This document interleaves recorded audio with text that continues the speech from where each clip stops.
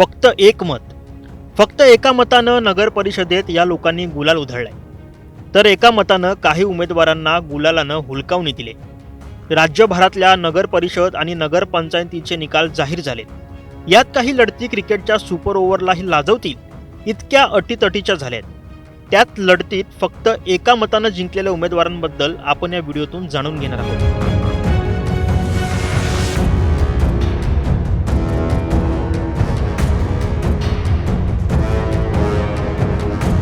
महाराष्ट्रातील 288 नगर परिषदा आणि नगर पंचायतीसाठीच्या निवडणुका 2 टप्प्यात पार पडल्या.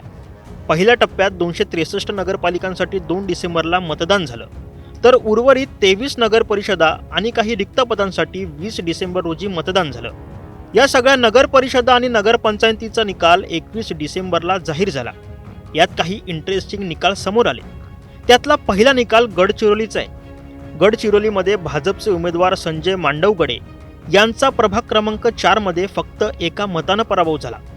अंतिम मतमोजणीनंतर त्यांना 716 मतं मिळाली, तर काँग्रेसचे उमेदवार श्रीकांत देशमुख यांना 717 मतं मिळाली.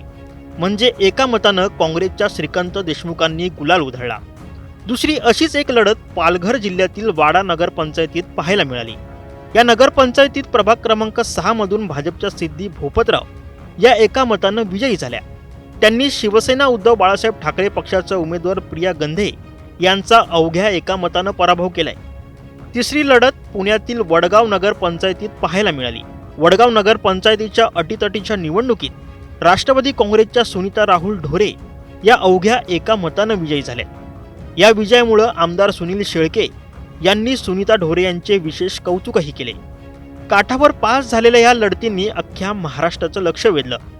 तुम्हाला यातून कुठली लढत सगळ्यात इंटरेस्टिंग वाटली हे आम्हाला कमेंट करून नक्की कळवा आणि न्यूज 18 लोकमतला फॉलो करायला विसरू नका.